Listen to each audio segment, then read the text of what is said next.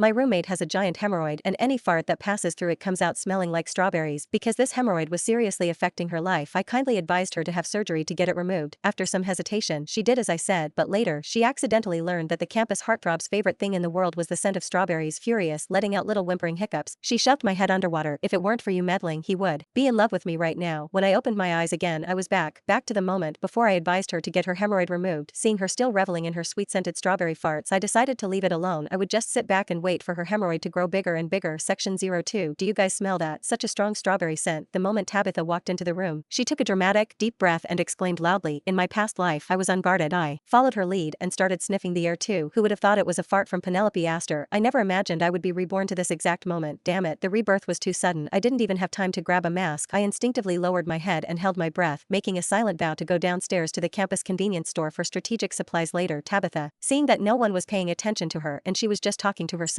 looked a little embarrassed. She scratched her head, refusing to give up. Seriously, you guys don't smell it. The strawberry scent is really strong. Penny, Flick, Jocelyn, why is everyone so quiet? Did one of you secretly eat strawberries without me? Share a couple and I'll let it slide, otherwise I'm gonna get mad. Weirdo, Jocelyn muttered, not even looking up as she rolled her eyes, but Penelope, her cheeks flushed red, nervously twisted the hem of her skirt and whimpered in a tiny voice, Tabby, no one was hiding strawberries. I just ate a little too much at lunch and I couldn't hold it in just now. My farts are just strawberry scented. As soon as she finished speaking, Tabitha's face froze. It went from pale to green and back again. When it finally registered, she let out a piercing shriek. Are you telling me I just took a big, deep whiff of your fart? Penelope asked her. If you don't want to share your strawberries, that's fine, but you don't have to be so disgusting about it. Section 03. What Tabitha didn't know was that Penelope had a special condition. She had a magical hemorrhoid on her, but any gas passing through that hemorrhoid would be transformed into the scent of strawberries. That's why Penelope always had a faint strawberry fragrance about her. The bigger the hemorrhoid, the richer the strawberry aroma. In my last life, after our other roommates learned the secret, they said nothing to her face but created a private group chat to complain about her endlessly. It's so gross. How can she maintain that cutesy persona? Because of her, I can't even look at a strawberry anymore. God, and there are always some blind guys who fall for her. She's disgusting and sloppy. What do they even see in her? Exactly. If she hadn't given me that La Mer set yesterday, I wouldn't even bother talking to her. I couldn't stand watching them take her gifts and then stab her in the back. It just so happened that Penelope was addicted to fried and spicy foods, and under their constant stimulation, her hemorrhoid grew more and more severe. It got so bad that she walked with a strange, waddling gait and couldn't sit for long periods. After much thought, I couldn't help but persuade her to have the hemorrhoid surgery. Section 04. After a period of struggle, Penelope finally nodded and agreed. The surgery was a success. Soon, she was free of her strawberry farts and her posture returned to normal. A simple white dress made her look ethereal. From then on, Penelope no longer needed us to help her keep her secret, and so she stopped giving us gifts. With no more gossip fodder, our roommates began to stir up trouble, their teeth gritted in resentment. Penny, that strawberry scent was your signature. Without it, you just seemed so average. Even the campus heartthrob Ronan Kendrick, who had shown interest in her, went public with someone else on social media. He told her, the strawberry scent I loved is gone. What's left for me to like about you? Furious, Penelope let out a series of milky, sobbing hiccups and asked me to meet her by the campus pond. I went willingly, never suspecting she would push my head underwater. It's all your fault. If you hadn't been so meddlesome, I would be with Ronan right now. And when I opened my eyes again, I was reborn. Section 05. Now, of course I wouldn't be meddlesome. I just watched coolly as Tabitha and Penelope bickered. Jocelyn, pretending to be a fair mediator, stepped in with a clear bias. Alright, Tabitha, Penny didn't do it on purpose. Just let it go. I mean, it's not like she forced you to smell her fart, right? Tabitha and Jocelyn had Jedge's own little rivalry brewing under the surface. Seeing Jocelyn defend Penelope, Tabitha stomped her foot and turned to me, her face a mask of grievance, but I wasn't going to be her attack dog like last time, only to earn Penelope's resentment later. I lowered my eyes and joined Jocelyn in placating Tabitha. Yeah, Tabby, Penny already said it was just a fart. There's no need to keep harping on it, right? I'm sure Penny isn't the kind of person who'd buy strawberries and not share them with us. Besides, who can control a fart? At least Penny's are strawberry scented. It's better than someone else's stinky ones. Penelope shot me a grateful look, her eyes brimming with the look of someone who felt understood, wrong, and dependent. In my past life, a look like that would have softened my heart. I would have thought, asterisk, it's not her fault, asterisk, and gladly fought her battles for her, but now, that look only made my stomach churn, reminding me of the suffocating feeling of the cold, murky pond water flooding my lungs. Exactly, Tabby, Flick and Jocelyn are right, Penelope immediately chirped, as if she'd found her champions. Her voice was syrupy sweet, with a hint of triumph. I didn't do it on purpose, and besides, strawberry smells so nice, much better than some people's. She shot a meaningful glance at Tabitha. The sentence was unfinished, but the implication was crystal clear. Tabitha's face turned a shade of sickly green. She clutched her nose, pointing a trembling finger at Penelope. Speechless, finally, she let out a furious stomp and stormed out of the room, slamming the door behind her. Section 06. The three of us were left in the dorm room. The strawberry scent had mostly dissipated. Jocelyn was clearly pleased that Tabitha had been put in her place. A smug smirk played on her lips as she pulled out her phone and started scrolling through videos. Penelope, meanwhile, was like a proud little peacock. She walked to her desk and sat down, carefully adjusting her posture. That hemorrhoid was obviously causing her some discomfort. She expertly pulled a bag of chips and a can of ice-cold Coke from her drawer. With a soft hiss of the can opening, she began to to eat and drink with satisfaction. Although Penelope was sweet and cute, with a great figure, she loved junk food, spicy, fried, and cold. That was fine for most things, but for her, they were the perfect fuel to make her hemorrhoid grow wildly. In my past life, seeing her binge like this, I would have worriedly reminded her, Penny, you should eat less of that stuff, it's not good for your,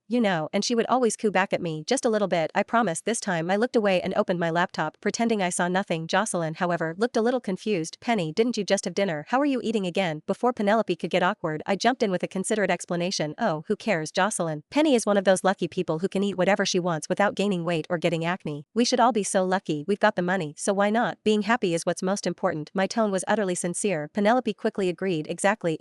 Flick gets me. The greasy smell of chips mixed with the sugary scent of Coke filled the air. Faintly, I could almost detect a hint of strawberry starting to brew. I quietly slipped out of the room and headed to the store to buy my masks. Section 07. When I returned, Penelope looked at me with concern. Flick, why are you wearing a mask? Are you not feeling well? Yeah, a bit of a cold. Don't want to get you guys sick, I said vaguely. Changing the subject, I shook the shopping bag in my hand, which contained several boxes of masks and a bottle of extra strength air freshener. By the way, I heard on my way back that Ronan Kendrick is studying for his grad school exams. As soon as I said it, Penelope's eyes lit up and she even forgot to chew her chips. Jocelyn also looked up from her phone, her expression intrigued. I knew they would react this way. Ronan Kendrick was our university's campus heartthrob, incredibly handsome. Countless girls had crushes on him, and anyone who even passed him by was left with a deep impression. After all, in my last life, my dear roommate Penelope killed me for him. Since you like Ronan Kendrick so much, I might as well give you a little push this lifetime. I sneered inwardly, but on the surface I pretended to be casual. I heard he's practically living in the library these days. He's there every day, from 1 in the afternoon until it closes at 9 like clockwork. TSK, so good looking and a great student. He's got it all. Which floor of the library does he usually go to? Penelope immediately pressed. I think it's the 3rd floor. I recalled the intel from my past life. The lighting is good by the windows over there. He seems to like sitting in that area. Penelope was already starting to zone out, her face faintly blushing. She was clearly planning her coincidental encounter. Jocelyn made a tisk sound, a half smile on her face. She then sent me a private message, complaining. A weirdo like Penelope who farts strawberries.